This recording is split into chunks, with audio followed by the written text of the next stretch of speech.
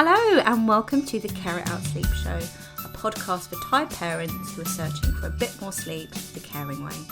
I'm your host, Kerry Secker, infant sleep consultant, founder of my unique sleep approach, Care It Out, and your caring sleep supporter. I really hope you'll join me on my mission to get snores a settled night's sleep without the tears, training or techniques.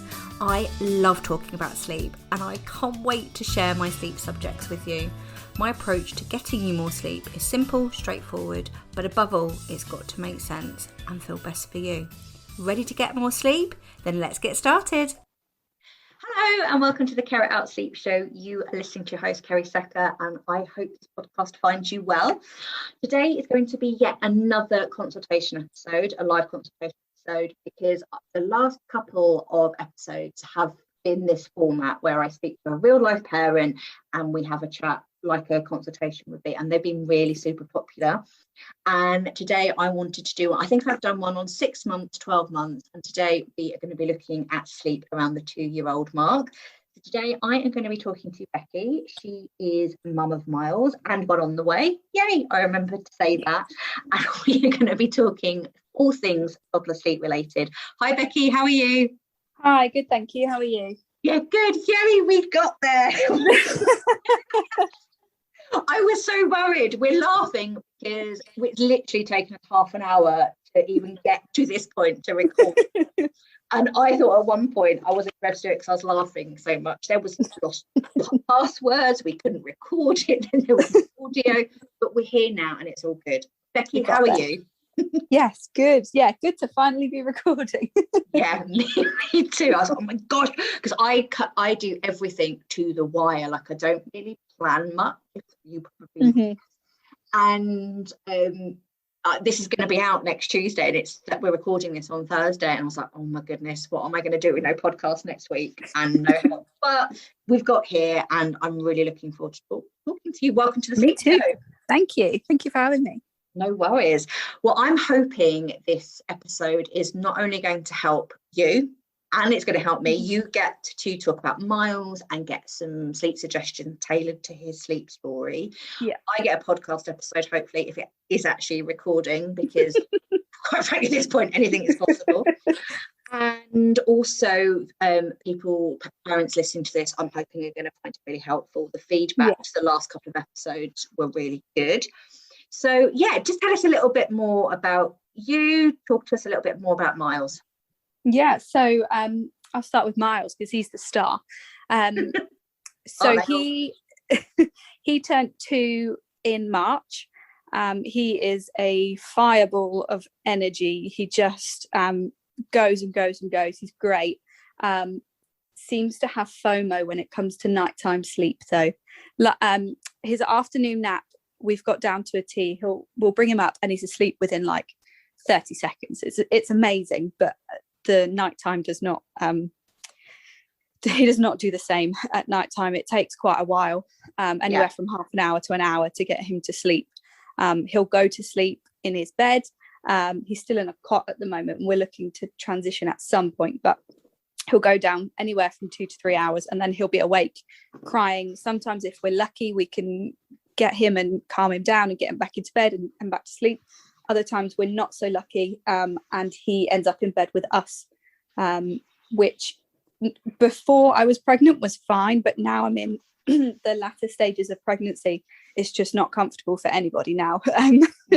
So it's we need to kind of figure out what we're doing. We've tried other methods with him when he was, I think, about 11 months old, just before I was about to go back to work. And we tried Cry It Out. I really didn't want to, but we felt like it was our last resort.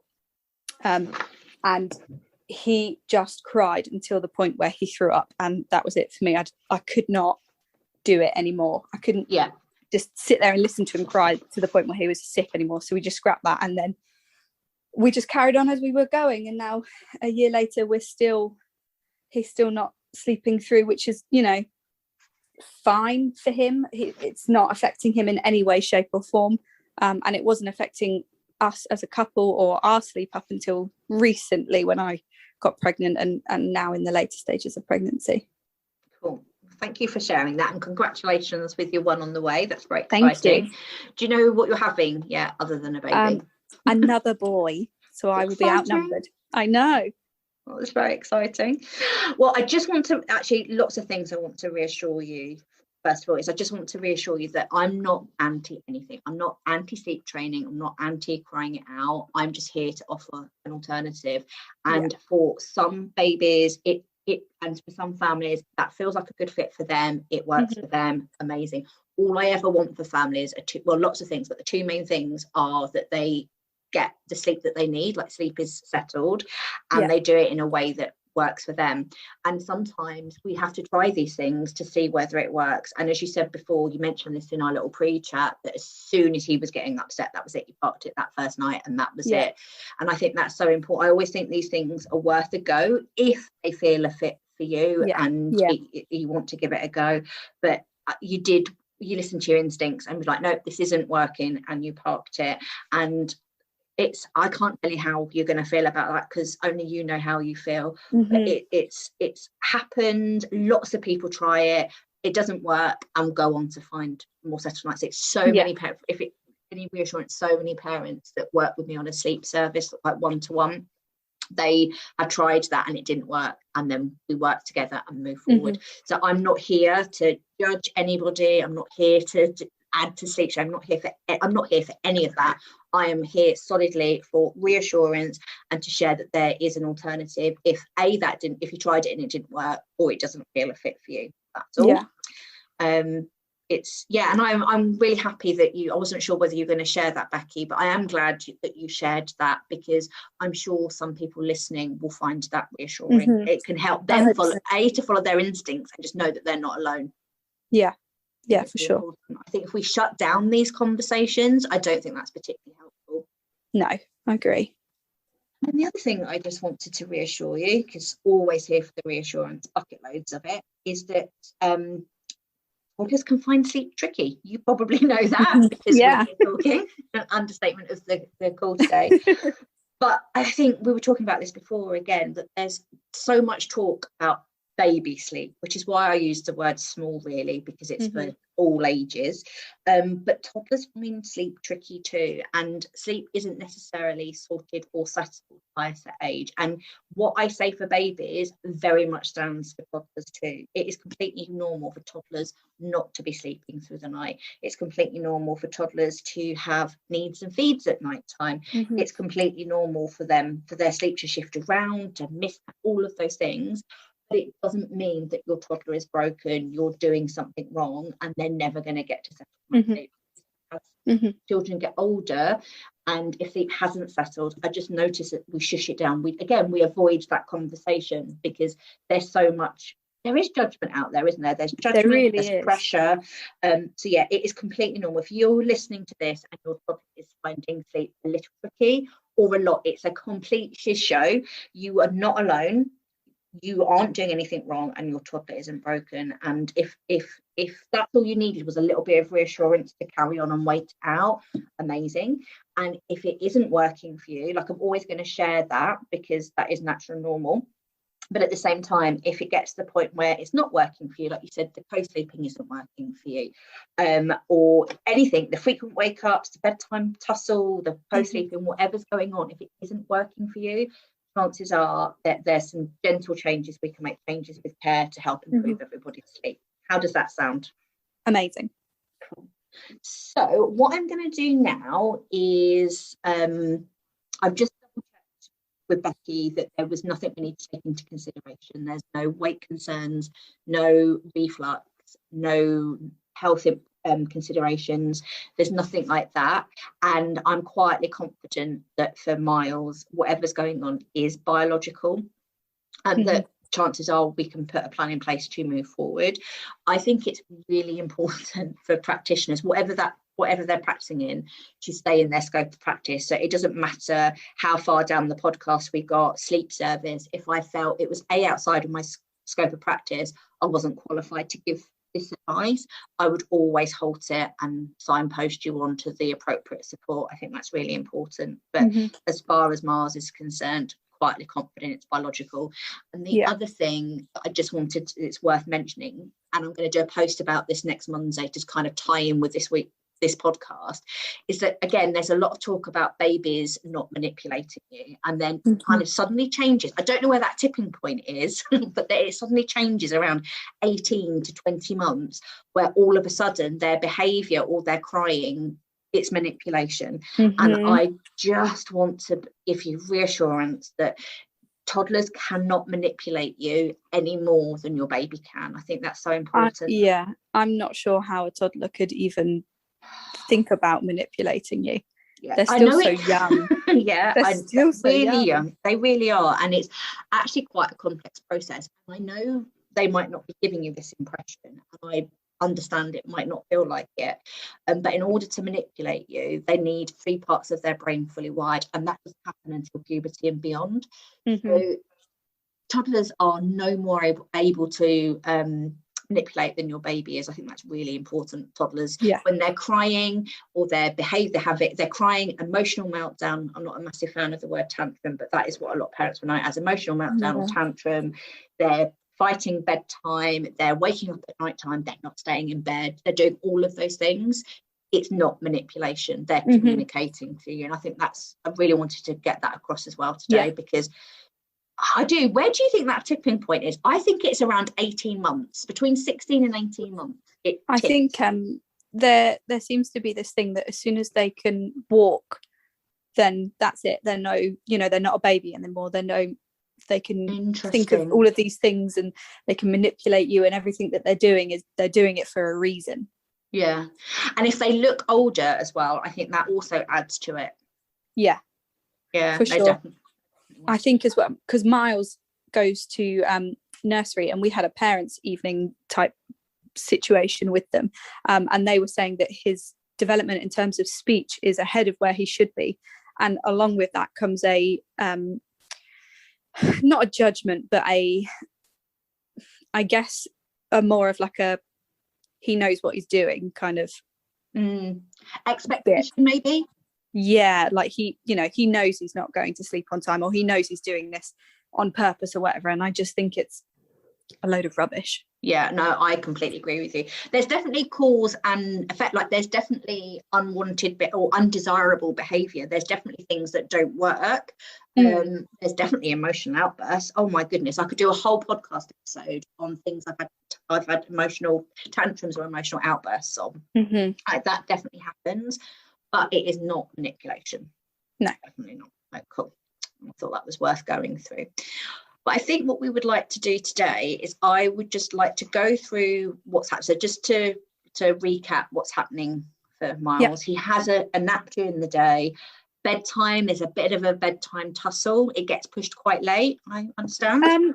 So it's not that it gets pushed quite late. We'll get him to sleep anytime between 7 and 8 o'clock. But it's that period between 7 and 8 o'clock that is tough. And really quite tough actually, and he will fight it until the very last second. That's the bit and it never used to be like that either. Even when he still wasn't sleeping through, we could still get him down calmly and within 15-20 minutes, but it's only probably the last 7 months where it's become more of a struggle. Makes total sense. And again, I just want to reassure you that toddlers, smalls are constantly changing. So what might have worked for quite some time or quite a while can all of a sudden just stop working altogether, or it changes. It is completely normal. And then also he's a little bit unsettled at night time. Cool. So what I would like to discuss today then are his naps. I'm going to write a list. So his naps, his bedtime resistance, which is that resistance is real, it's completely normal. We'll go through that, and then the unsettled night, and then the moving away from co-sleeping. I heard that really isn't working for you anymore. No, and especially not with another baby on the way. No, it makes total sense. Cool. Do you have any questions so far? No, I don't think so. No, it's all made sense, and you don't have any sleep questions or anything. Not that I can think of, but I'm sure I'll probably have some as we go. Cool. And as they come up, I'm more than happy to answer them. Cool. Okay, well, it's the same, but my theory doesn't really change for toddlers and for older ones. Yes, there's definitely less focus on the naps, but everything else still stands. Everything, sleep is all about biology. I'm still very much about supporting toddlers to their biological best. I know there's a lot of pressure to get toddlers to sleep through the night. Yeah. Adults, not all adults do that either. It is normal for them to wake up, need a feed or a drink, and to wake up at night time. It's when it becomes unsustainable or we need to do something to get them back to sleep. I think that's really important. And I still very much look at it's not about behavior. I think that comes up again, that tipping point. That's a really good point, Becky, about when they start walking, that becomes a tipping point, and that we just have so much more expectation on them. I think more pressure on ourselves. I forgot where I was going with this. I knew this was going to happen. What was I talking about before? The naps. Oh, damn it. It was really good. The expectation. The whole sleeping through I know. So looking at all areas. So it's still very much everything is linked for your toddler. There won't be just one reason behind an unsettled night's sleep. And I suddenly, I know what I was talking about, the behavior. Sleep doesn't just all of a sudden they hit a certain age and sleep becomes behavioral. Sleep at any age is still about biology, always, but sometimes behavior isn't bad ever. It's just simply behavior is communication, and that can change as they get a little bit older. But it's still very much looking at my classic 4 sleep steps: naps if they're still having a nap, which Myles is, bedtime routine, bedtime boundaries, how they're going to sleep, what we're doing at night time. So I got back on track there. I panicked there for a minute. But what we're going to do is start with Myles's nap. Find out what's working, what isn't, and then we'll just go through naps and bedtime routine, bedtime boundaries. How does that sound? Sounds good. Cool. So at the moment he's on 1 nap a day. He is, yes. Cool. And what time is this? So when he's at nursery, they put him down at about 10 to 12, but when he's at home with us, he goes down about 12:30. No worries. And how long will he sleep for? Nursery, anywhere between 50 minutes to an hour and a half. At home, anywhere from an hour and a half to 2.5 hours. Okay. Well, first of all, I just want to talk about nap needs at 2 years old, because like most things on my approach, nap needs at around the 2-year-old mark vary from toddler to toddler, and how much they need will very much depend on Myles, or for people listening, your toddler. And some toddlers at this age, sleep is definitely a spectrum, and some toddlers at this age need no nap. I know you might not want to hear that, but they don't. And some still very much need a good 2 hours chunky nap during the day. And the best way to gauge, like most things on my approach, is look at them. Myles is the manual Myles, and it's important to get it into context. To know how much nap he needs, we need to look at how he's behaving in the bedtime routine, or what's he like in the bedtime routine, that's a better word for it. How's he going to bed? And there is a bit of a tussle come bedtime, so I do think that is linked to his naps. And also just a bit of reassurance that it is completely normal for them to have a different nap routine at nursery or childcare at home. And I do not expect your toddler to go down at exactly the same time, even at home, exactly the same time every day, and sleep for the same amount of hours every day, because they're all really different. And again, it's important to get it into context and what's going to work for your toddler. I have a feeling, does the bedtime tussle happen every single night? More often than not, yes. More often than not. I am wondering whether he is like the most important thing at Myles's age, if he needs a nap, he's having it, and it's in the middle of the day. So that's a double tick before we start. But I am wondering whether he's just getting a bit too much nap during the day for him. And sometimes it can be a real chicken and egg situation, because what comes first? They go to bed late, so they're having less sleep overnight, so they need more nap during the day, and then they have more nap during the day, so they're not ready for bed, and then have less sleep overnight. Now, I know that one of the things that you really wanted to focus today was the bedtime resistance. Really common. If you're listening to this and your toddler is resisting bedtime, their routine, you are not alone. Definitely not. And it's really, really common. And that might be causing you the sticky bit, trying to get him down. But actually, we don't focus on that bit because he's having a bedtime resistance. Try to see that as a symptom of something that's coming on before that. And my approach doesn't matter whether it's bedtime or nighttime. If that is a sticking point, we always look at what comes before that, because trying to I think there's so much content out there, including my stuff, that we forget sleep is a biological process. And nobody, Myles, no toddler, none of us are going to go to sleep unless we've got enough tide in our tank, peak pressure to get us there. And I have a feeling that he is tussling bedtime because he is having a really chunky nap during the day, and like 2.5 hours, that's a lot of nap. Like, there's nothing wrong with that if he needs it, but that's quite a lot of nap for him. And I am wondering whether we might need to cap that nap. And I'm hoping the theory behind that, as I really dislike waking a sleeping toddler, I'm quite calculated. I wouldn't do it unless I thought it was going to have an impact. But waking him from his nap more consistently at a more consistent time can I've seen it really make a big difference to what they're doing at bedtime. Does that make sense? It is. And it's interesting because we never let him sleep past 2:30. So we always make sure that he has like a good chunk of awake time before we start wind down and bedtime or what have you. But even when he has a 2.5 hour nap versus say an hour to an hour and a half, we're still finding the struggle to go to sleep is still there. And that's still putting him down consistently at the same sort of time as well. So the wake time, so even if he has how often is he at nursery? 4 days a week. 4 days a week. And then so even if he has a shorter nap, he still resists bedtime.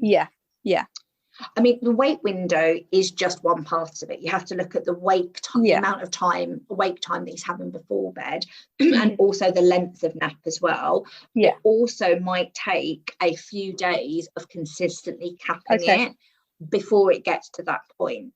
Now, I would never want a parent to do something that they didn't feel comfortable, that didn't make sense, it didn't resonate with them.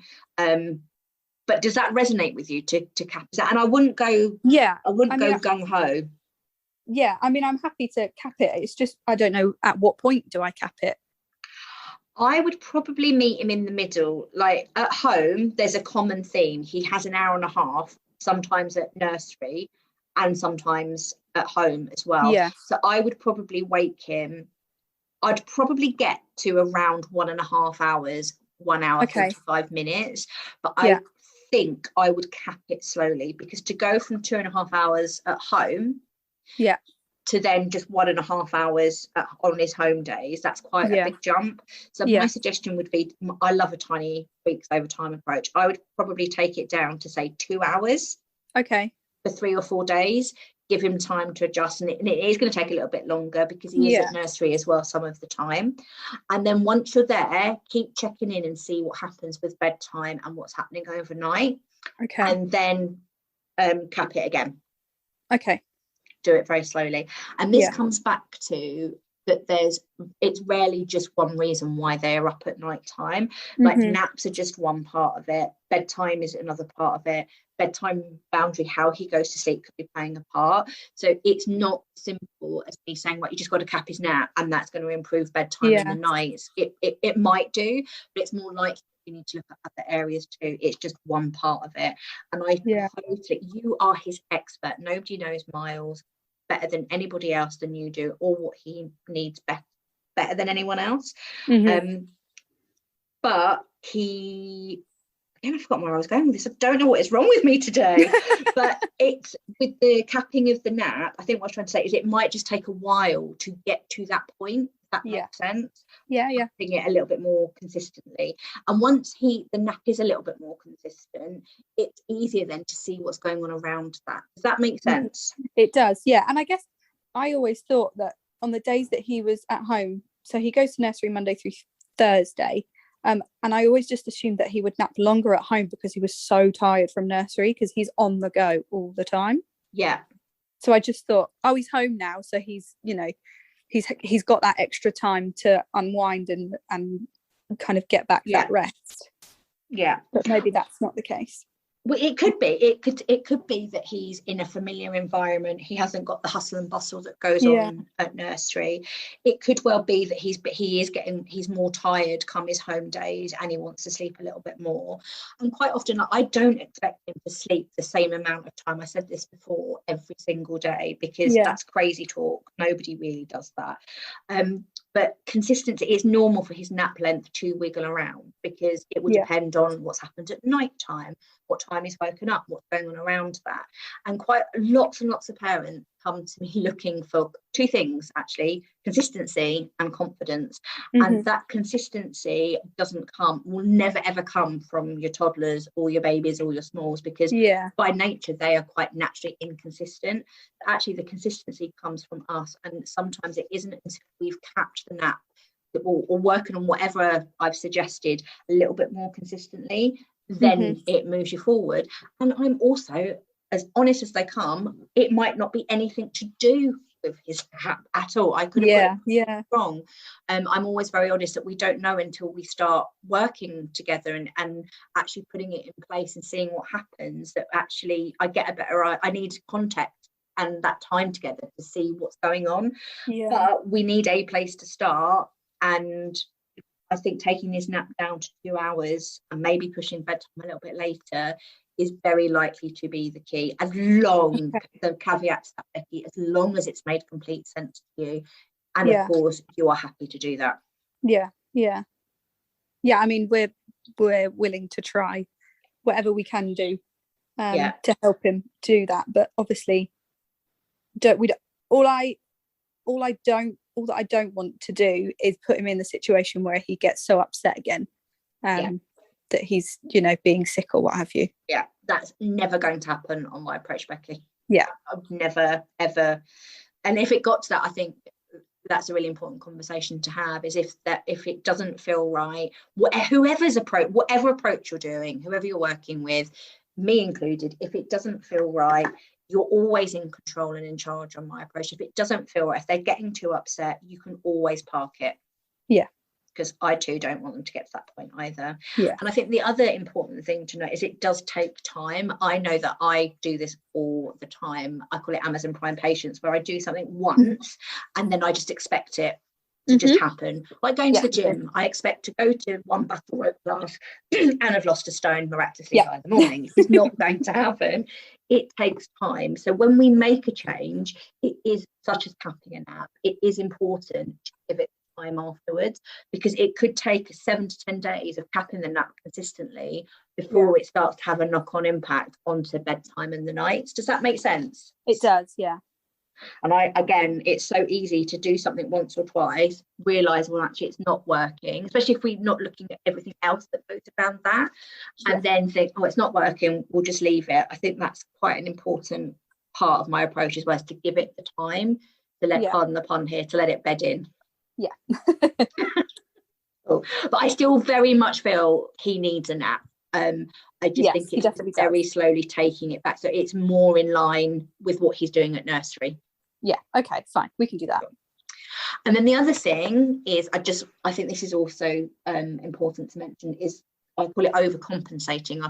I've not managed to come up with a catchy catchphrase for this, but it is normal that if they have unsettled night sleep or they've been at nursery, we can never really bank sleep, because once it's gone. We can't catch up, so to speak. But it is normal for them to want to overcompensate and have more nap on those days that they're able to. And also from a parent perspective, it's normal to want to give them that chance to catch up, because you worry about them not getting enough. Like, parents worry, full stop, end of. Telling parents not to worry is neither helpful or healthy. So it's normal that you're going to worry that they're not getting enough sleep. They better make up for it, or if they take it, we better give it to them. But again, trying to stick with it. I like to think of things been in windows. I don't believe life with a toddler, I'm sure you'll probably agree, Becky, is perfect or precise. Like he is going to shift around and wiggle around and do things a little bit different on the daily. But ideally, we don't want his, like, the 3 days a week he's at home. Ideally, we don't want him doing an extra an hour's nap potentially, because that could come out of bedtime, that sleep time in a week. Does that make sense? Yes, it does. Cool. So any questions about naps? No, I don't. Actually, when would you expect toddlers to start dropping a nap? Again, this is a really huge spectrum, like most things. I'm not assuming I know Myles better than you do, because that is crazy talk. But it doesn't sound like he's ready to ready to drop that. No, I don't know him, and I really don't think he is. He is taking a really chunky nap every day, and he goes down quite quickly. Anywhere from 18 months young. But it does happen, and sometimes all the way up to 4. The only time I suggest moving to a no nap day is when bedtime is really super late. It's impacting their sleep at night time, or their wake up time, or like they're having a bit of a parent party, a split night, or they're able, if as soon as they manage to 3:30, 4 o'clock without needing a nap, that's when I would transition to a no nap day. Okay, fine. Some might need a nudge. Yeah, that's ballpark what I would look at. Okay, cool. Yeah, he's nowhere near. He refused a nap 2 days in a row, and for the whole afternoon he was just so not with it, and just not his usual self. I mean, you might find from anywhere from 18 months, 2 years, that they might go the odd day without dropping a nap. And again, it's natural to think, oh my goodness, that's it, they're dropping their nap, and give them no nap. But it's still worth putting them down for a nap. I would only go to no nap once they'd refused it for a good 5 to 7 days. In a row. He only refused it for 2 days, and we still took him up anyway, and gave him, like half an hour to an hour to figure out if he wanted to sleep or not. Those 2 days he didn't, but then on the third day he went back to sleep, went for his nap normal, and fell asleep very, very quickly. I think that sounds really sensible to do that. Cool. And just it is normal for them to, especially when that no nap transition is on the cards, or your toddler is thinking about that, it's normal to drop a nap for a couple of days, pick it up again, have a nap every other day, like not have a nap once a week. Like dropping naps, like everything sleep related, it isn't a straight line process. Definitely. And it looks different, but it's always worth trying that. I think that was sensible. Cool. Any other questions about naps? Not at the moment. No. Shall we have a chat about bedtime? Let's. Bedtime is a biggie, because this is one of the biggest things for you and Myles, is this bedtime resistance. So what time, well, first of all, I want to start off, there is a lot of pressure, like most things sleep related, to get them to sleep at a set time. And that time is quite often 7 p.m. I call it the 7 p.m. pressure. And some toddlers at Myles's age are ready for bed at 7 p.m. and some most definitely aren't. So sometimes looking at bedtime, it's always looking at the general guide of an age appropriate bedtime. Then you've also got to get it into context for Myles as well, because if he's having a cracking 2.5 hour nap during the day, or an hour and a half nap during the day, chances are he's not going to be ready for bed. And even then, some toddlers, and he's always your baby, but some toddlers will need they're just not ready for bed before 8 o'clock. So sometimes it's about shifting our expectation and taking that pressure off, that they've got to get to bed within that window. And the other thing is if he's having a nap during the day, that can also push bedtime later. So let's talk about, what time is he going to bed at the moment? More consistently than not, he'll go to bed he'll go to sleep anyway between 7:30 and 8 o'clock. Okay. And do you feel that's too late? I would prefer him to be asleep by 7:30 than 8 o'clock. But I can't force him to sleep. No, and I think that's really important. I think I mentioned it before, earlier on in the episode, that sleep is a biological function. He is not going to, especially for toddlers, even babies, but especially for toddlers, is that he's not going to be able to fall asleep unless he's got enough tide in his tank, deep pressure, and he's had enough wake time to fall asleep. And to gauge that, we have to look at what's happening during the day. So quite often there's a bit of bedtime resistance, but they're not resisting bedtime, just that they need a little bit of a later bedtime, or they need less nap. It's a bit of a, like, I think life is all about trade-off. And when it comes to parenting, it is a trade-off. But I think if he's having a nap during the day and it's a decent nap, even if he wasn't having a nap, some toddlers at this age just are not ready for bed until 7:30, 8 o'clock. Some even as late as 8:30, and it can feel really late. Two reasons why. Sometimes we're not going to bed much later than that. And also it comes back to that pressure. So I'm always honest and upfront. With the best will in the world, Myles just might not be ready to fall asleep at 7:30. I'm sure you've probably sussed this already, but trying to get a toddler that isn't ready for bed or hasn't got enough tide in their tank and hasn't had enough awake window, to get them down, it can feel really frustrating and forceful, not only for you but for Myles, because you're going to get frustrated with him because he's not going to sleep when you think he should be, and he's going to get cross because he's just not ready to get to sleep. Does that make sense? Absolutely. So if you wanted to get him to, I mean, how important, I always go by the fact, how important is it that he gets the 7:30 bedtime? I guess it's not. I think it comes back to the pressure of them being in bed by a certain time, but also I wouldn't mind, but I still want an evening to sit down with my husband and relax. Before we go to bed, because we're not late people. We don't go to bed that late. You know, we're up sometimes by about 9 o'clock. So that doesn't give us that much time. After we've put Myles down. Selfishly, I'd want a bit more time with him, but I'm not opposed to like an 8 o'clock or a 8:30. It's not, honestly, it's not selfish wanting to spend time with your partner, wanting an evening, wanting to go, like any of those things. It's just, you can always count on me to be real, even if parents don't want to hear it. I think with the best will in the world, some toddlers are just not ready to go to bed at 7:30. And I do feel parenting isn't a battle. That feels like it, but sometimes it is about picking your battles. I think if you do want to get them into bed at 7:30, my suggestion would be to take that nap. Like really cap that back. And also, what time is he up in the morning? Between 6:30 and 7. I wouldn't touch the wake up time, because at the moment that's a civilized time to start the day. But I think if you are trying to get, and again, I'm going to caveat with this, even when we cap the naps, some toddlers are just not ready for a later bedtime.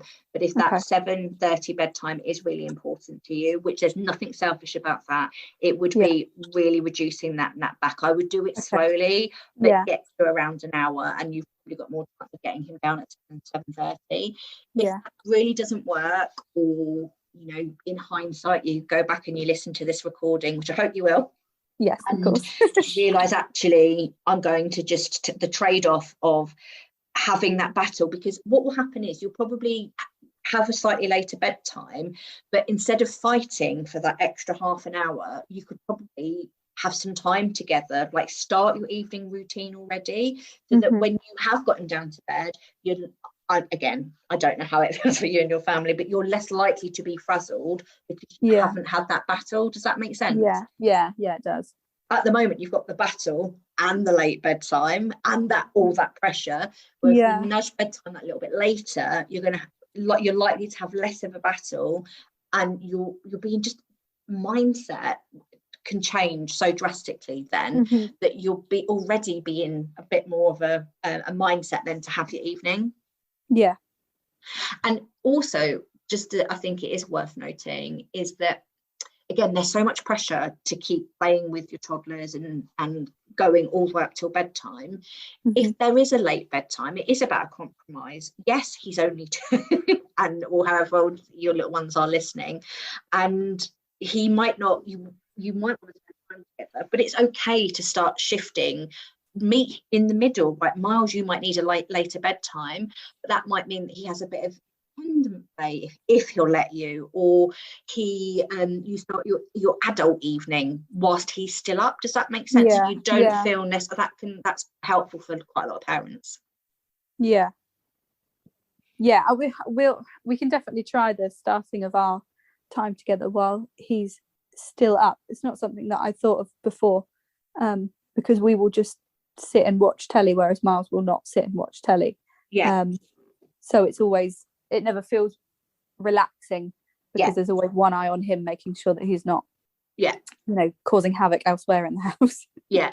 Totally get it. And I wasn't, just to be clear, I wasn't thinking for anybody listening that we just leave them to it. It is just meeting them in the middle, like maybe having something nice to, I know you're having an evening drink, even if that's just a cup of tea, and you just hang out together and do a little bit of, just small things can make such a big difference.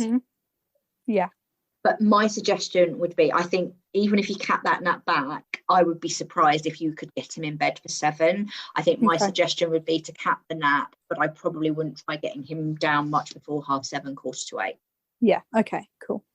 And if you do decide after digesting it all and listening to it back that actually now you feel a bit more reassured that it to take off that pressure, then absolutely push that bedtime 8:30 and let him nap as long as he wants during the day.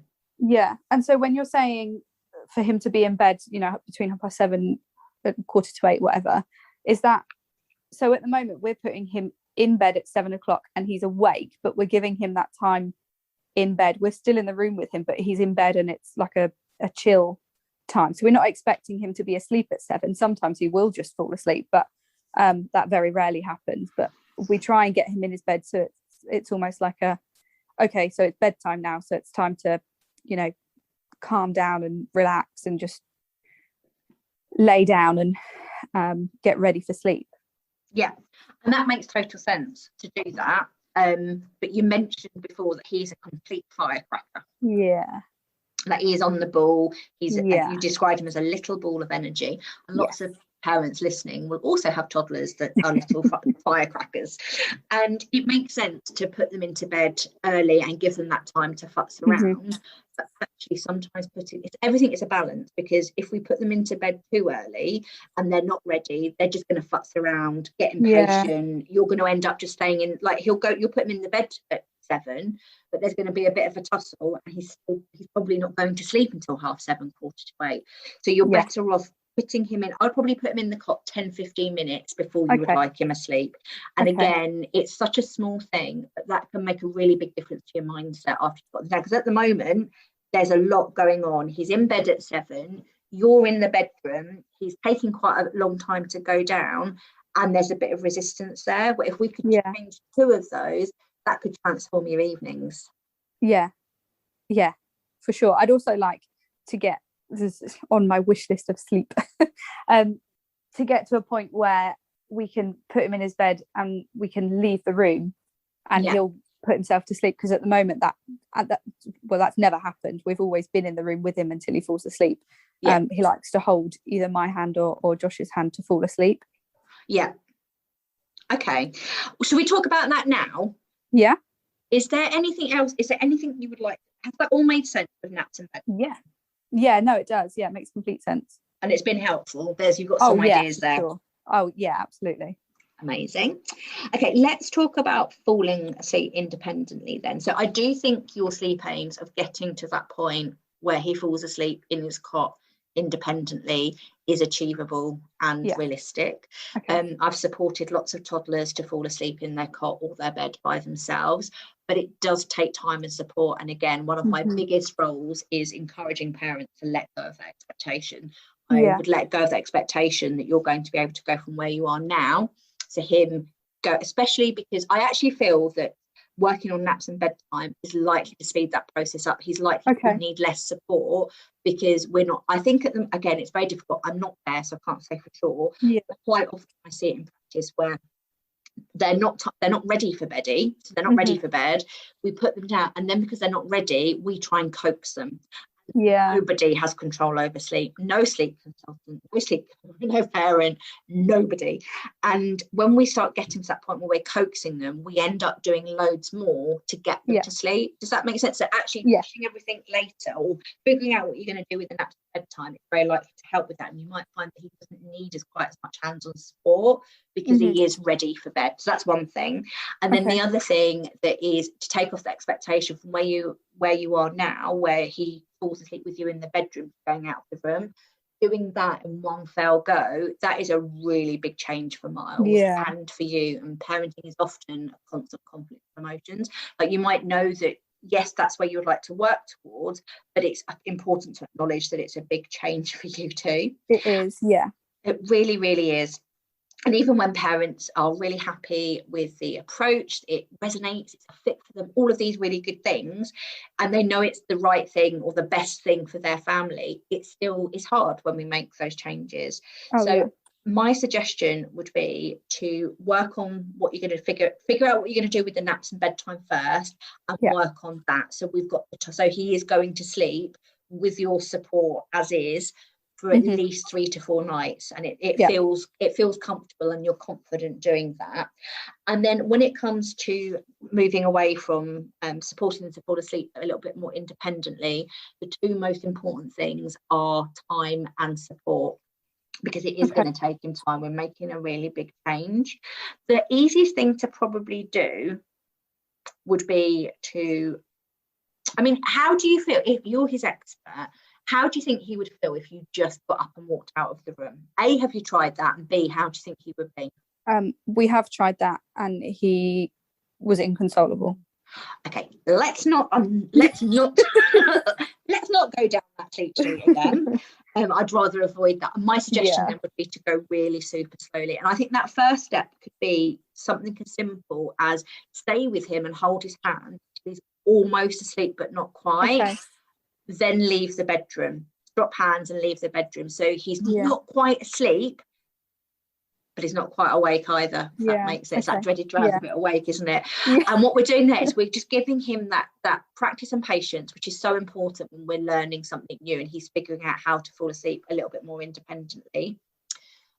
It gives him that time to do it. And then if he gets upset, starts crying, he gets emotionally uneasy, my suggestion would be to go straight back in there, hold hands until he's almost asleep again but not quite, leave before he falls asleep. So what we're doing there is we're giving him what he needs and what he wants to get to sleep.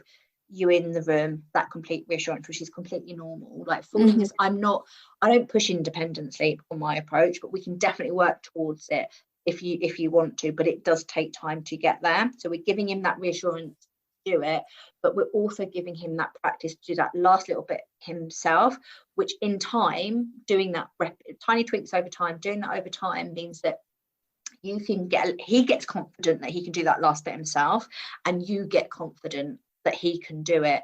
And then once you can do that, then you can just start to leave a little bit earlier each time. It's funny because nap times, going back to nap time, so I've tried to do it without the hand but just sit on the bed so he can see me, and a couple of times, and for about a week he fell asleep without me needing to hold his hand. But since then, that was about 2 months ago, since then he has needed the hand again. And again, it comes back to that consistency that we were talking about. It's normal for them to need to take more time to go to sleep, either at naps or bedtime. It's normal for them to need more support, some naps, some bedtime.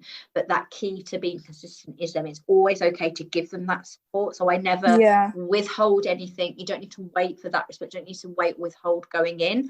But the key is to leave or let go of his hand just before he falls all the way to sleep consistently. And that nudges him. Does that make sense? Yeah, it does. But that's really common, really, really common. So how does that sound at bedtime? Does that all make sense? It does, yes, definitely. I just think we'll probably try tonight as well. The slower you go, the easier it is. I'd probably work on, if there was like everything on my approach as a priority order, I'd probably suggest doing the naps first, because you're going to find it so much easier to work on getting out of the room when he's actually ready for bed and he's tired enough. Otherwise, if they're over or under tired in Miles's case, you need more and more support to get there. And just do it very, very slowly. So just to repeat that bit, you do your normal bedtime routine, you sit just as you are, like next to the cot holding hands, just before he falls asleep, calmly and confidently leave the room, give him that all important practice and patience to do that last wee bit of falling asleep himself. He does it, amazing. That's a sleep stride. If he gets upset, emotion uneasy, he wakes, that's okay. That's all part of the process. My approach is definitely a process. You just go in straight away. Again, that's really important. We don't need to wait or withhold. We're going straight away, hold his hand until he's almost asleep again, leave again. Build up. And that first night, it might take him much longer to fall asleep. You might need to go in and out, in and out, in and out. That's all part of the process. I put no time constraints on them when we're changing bedtime boundaries, because it's a biggie. And I don't put an arbitrary number on how many times you have to go in and out. We just hold that space for him. The first night you might have to go in and out numerous times. I would go with him, but hopefully over time, the time it takes and the amount of support he takes is likely to be temporary. And as he gets more practice at it and everybody gets more confident with it, I'm hoping that you won't need to go back in so much, and that we gently nudge him to get to that point where you hold his hands just before he falls asleep, and then leave the room. And he does that last bit himself, which I think will help with the nights as well. And then if that doesn't work, because again, I'm always very honest up front, nothing is one size fits all. It might not work for him. He might find that really difficult. Toddlers respond in so many different ways. And for me, it's always finding a way that is working for them. If that doesn't work, my suggestion would be to step it back a bit. So do the same thing, but sitting on the bed. So you do exactly the same thing we've just gone through, but you sit on the bed instead of leaving the room. And then once you're able to sit on the bed consistently, then you can start leaving just before he falls asleep. Does that make sense? It does, yes. Good. I'm glad that made sense, because in my head I was like, did that even make sense? But it did. It did, yes. And my two really big piece of advice when it takes bedtime boundaries is to take that pressure off that he's going to do it straight away. It takes time, patience and repetition, all of those things. This is care it out, so there's no control crying, leaving them to cry, but there's often a period of adjustment. And just because it's care it out, it doesn't necessarily mean that it's going to be a piece of cake. I think that's really important. It can feel like hard work still, but it doesn't necessarily mean it's the wrong thing to do. Only you know that.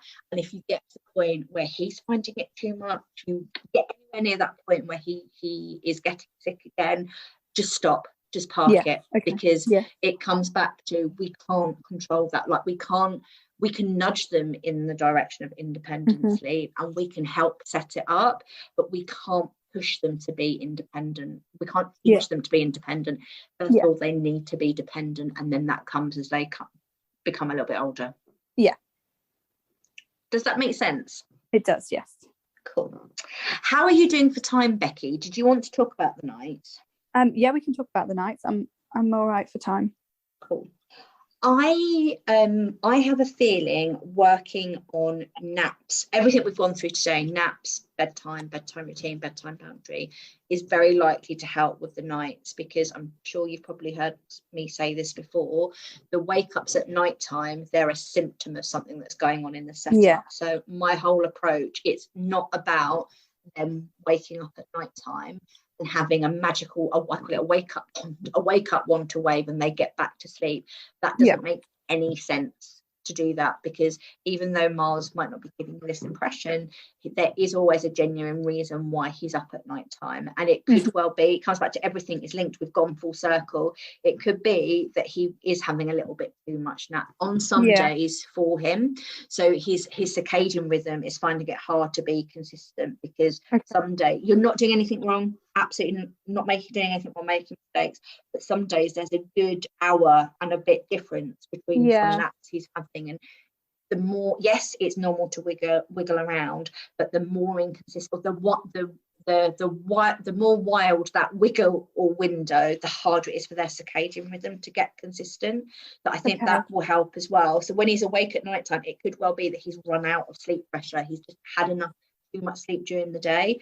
It could also be that it's a bedtime boundary. So bedtime boundary, sitting with them to sleep is never, supporting your toddler to sleep is never a bad habit. You are never ever a negative anything, but sometimes that can cause a bit of a bedtime boundary block, because when Myles wakes up, he realizes two things: A, you're not there, and B, you're not holding hands, and that can, especially as the night goes on, can mean that he finds it a bit tricky to stitch his sleep cycle together. So working on bedtime boundaries is very likely to nudge the nights forward.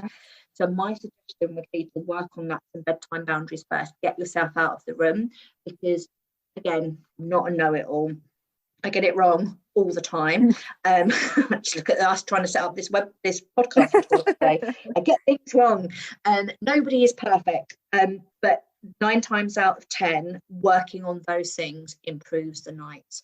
And it's only once you're out of the room at bedtime and the naps are sorted that I would even look at changing the nights, because there's absolutely no point. He's up for a reason. No amount of cajoling or coaxing him back to sleep is going to get him back to sleep. So for me, work on why he's waking up. And for me, I think for Myles, that is coming back to his naps and how he goes to sleep. I'm really hoping working on those nudges the nights forward. In the meantime, I know you mentioned that co-sleeping wasn't working for you. Yeah, it was for the longest time, and I thoroughly enjoyed it because it's nice to just have your baby there with you. But yeah, now because I'm so heavily pregnant, it's just not. It's not working. There's no space left for me. And one of my favorite mantras: if it's working for you, all is well, and if it isn't, we can work on it. And co-sleeping, just for those listening, bit of reassurance: if I don't believe, or my intention is never to get your toddler to sleep this perfect sleep scenario where they've all got to sleep in a cot, because some never sleep in a cot. They've got to sleep independently, and they've got to sleep. You never co-sleep again. It's finding a sleep situation that works for you. And some families, for just having a bit of an evening together, that's enough. Happy to co-sleep. Some families are happy to co-sleep from the get-go. Some are happy later on in the evening, later on in the night. For me, it always comes down to you. And for some, like, the co-sleeping just doesn't work, and that's okay too. So my suggestion would be, if just wanted to reassure people, that if you bringing them into your bed at night time and co-sleeping for the rest of the night, whatever time you're doing it, isn't giving in, giving them doing the wrong thing. It's not lazy. If it's working for you, all is well, and you don't need to change. However, if it isn't working for you, my suggestion would be to figure out why they're waking up. So all the things we've gone through for Myles today, and then when he does wake up, my suggestion would be I call it the bed buffer, is to just have us pick a set amount of time that you feel comfortable with. So some families even choose 5 minutes to begin with, but 5, 10, 15, 25 minutes. And when he wakes up, take the time to resettle him in the cot before bringing him into your bed, because chances are, again, I sometimes get it wrong, but chances are sometimes giving them that time to settle in the cot, because that time, even if it's 5 minutes, will feel like 5 hours at night time. But sometimes giving them that time to do it moves them forward, and they settle back into their cot for another chunk of time. And then take off that expectation that when we're moving away from co-sleeping in the middle of the night, that you've got to do it all at once. You can do it really gradually. Everything on my approach is a very gradual approach. Start doing that at the first wake up, and get curious and see how long, whether he settles back into his bed that way, or you might not even get to this point if everything else works, but if you do get to this point, give him that chance to settle for that first wake up, and then when he next wakes up, if you're happy to co-sleep, you can crack on. And then if it's not, which you said it isn't working for you, then you can do the same again.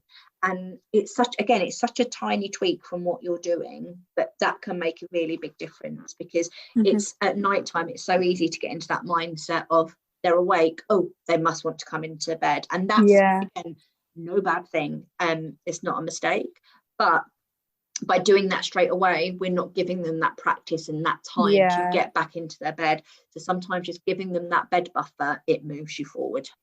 We're definitely guilty of, we'll give him what feels like 10-15 minutes, but actually probably is no more than a few minutes to get him back into his bed, and then if he doesn't, he comes in with us.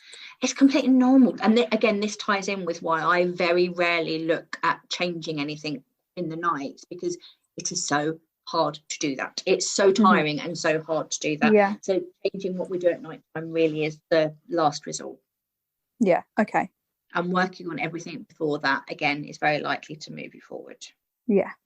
And then the step up from that would be to I would see if that works, and then again, up a notch would be, instead of him coming into your bed, you could, I don't know if this is going to work for you, Becky, because being heavily pregnant, but staying in the room with him. It's something that we have discussed for sure, and it wouldn't be me, but it would be one of us that did it, which is fine. And then what that does is, again, it's a trade-off, it's a middle ground. He's getting a parent in the room, which that I think that's what he needs, is he needs you to be with him when he wakes up. And I think a big part of that is bedtime boundaries. So I'm literally saying a prayer up to the sleep gods now that helps you move forward. But when he wakes up, and if that doesn't work, if the bed buffer doesn't work, the next step would be, okay, we are going to stay in your bedroom. You can have me, or you did say dad before, didn't you? I'm not assuming. You can have me or dad or other parent, but the next loving limit that we put in is that you stay in their bedroom, and then take that time to settle back to sleep. And then once you've done that, then you can start to wiggle yourself out of the room. And once they've got in that confident, actually everybody, you're confident that they can go back to sleep in their cot, they're confident that they can do it, sometimes that then nudges them on as well. And then if not, it's so much easier to remove a parent than it is to remove a baby or a toddler. Parents tend to give me less grief than toddlers. And then it would be the same thing. That is very likely to have cracked the co-sleeping by then, but for some there is another stage where you would leave just before they fall asleep. But hand on heart, I hope you know that I would be honest with you, I can't, years since that happened, because usually by working on all of those things it would have stopped to that point. Cool. How does that sound? Does that all make sense? It does. Yes, it does. Cool. I mean, my biggest worry with all things sleep is that I just don't want him to feel like I've left him. I think this is a really common worry, and again it comes back to parents' worry, full stop. It's completely normal. And my whole approach is, if he needs your support, we are always going to go to him on my approach. But it is normal, just because they are away. And my approach is always listening to what your toddler or your smalls or your babies are telling you, because if they're not asking for support, just because they're awake or making noise, it doesn't always mean that they're asking for support and needing you. And I know for some families that can figure off emotions that their child is being left or abandoned, or we're ignoring them. But that's just never going to happen on my approach, because if he asks for support, he's emotionally uneasy, we are always going to go in straight away every single time. I think it's really hard to boil down what Care It Out really is about, because there's so many things now that there's little parts of it, but I think it does boil down to, it's a trust thing. Parents have to trust themselves. I think that's really important, and trust your toddler. Trust that if he needs you, he is going to ask for you. Very, very, there's going to be no mistaking it, and then we're going to go in straight away. And he has to trust that if he asks for support, you're going to go. And just because they are awake or you're not going to them straight away. Again, I think we've almost flipped in 20 years. We've almost flipped the other way. So again, I'm really not, I hope it never comes across this way, but I'm never a know-it-all. You never ever stop learning. And I think that point when you say that you've stopped learning, I think that's a very dangerous path to be sliding down. But I was a nanny. My background is I was a nanny for 20 years, and 20 years ago it is worse than it is now. Everybody just did. There was no alternative. There was no Instagram, there was no group, there was no NCT. Well, there probably was, but it wasn't like it how it is now. And everybody did the whole, didn't even think about it, did the majority. In fact, that's not fair, I mean, everybody, but the majority was cry out, and it just, that's what you just did. And now we've almost gone full circle in the 22 years, and now just not responding straight away, or them being awake, or them crying and not going straight away, it's all of a sudden gone, well, that's sleep training, or they're being ignored, or their needs aren't being met. And that isn't, yes, that might be the case for some, but not the case for the families that I'm working with, definitely. Does that make sense? Yeah, it does. Like, just because they're crying, just because they're awake, just because they are, you can't get to them straight away, especially with food, it's impossible to go straight away. Or even if we're going straight away, we can't always get to them. Like, you can't be there every time they wake up. Not translate in my eyes to sleep training, them feeling abandoned or feeling ignored. Does that even make sense? I think so. I just think there's a lot of pressure now to have no crying, and I definitely come under criticism for this. So all the time, like, you'll just get messages, you know, you're just promoting it's unrealistic to have no tears. I'm like, I'm not saying it's no tears. I'm just saying if they're crying, we're going to go to them. It is completely different. It's not about your child never having any emotions. It's not about not allowing them to feel sad or disappointed or shush them. I actually don't like shushing a baby or a toddler. I hate being shushed myself. I get really, really triggered when people shush me. Husband or somebody, I think somebody did that to me at school, and I feel so much shame when somebody says that word to me. I've got a real bee in my bonnet about not shushing children or infants, because I don't like it. No, it's not about them you can't always go to them straight away. It's not about that. It's not about them not crying or not having these emotions. All emotions are valid. It's just a balance and meeting their needs when they ask for you. Simply that. I think a good way of looking at it is, somebody said to me that, oh gosh, they're not going to have any attachment because they cry in their car seat, or, you know, when they're in their high chair, but they cry. All babies and toddlers simply, and adults simply cry when we are communicating, and it isn't about muting that. I think it's really important. And just because they are crying, it doesn't necessarily mean that it's sleep training. No, that's all. Yes. God, it's hard being a parent. It is. So I think ultimately you just want to get it right. That, you know, I just want to know that I'm giving him every opportunity that I can to do the stuff on his own. And if he's not ready to do it on his own, then that's fine. We'll get there when we get there. But I just want to know that I am giving him every opportunity to do what he needs, or do what he can do. You're doing all, do you know what? All parents are amazing in my eyes, and you are doing an amazing job, Becky. Thank you. I think it's so important.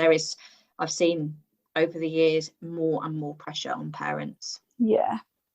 It's especially in this social media age.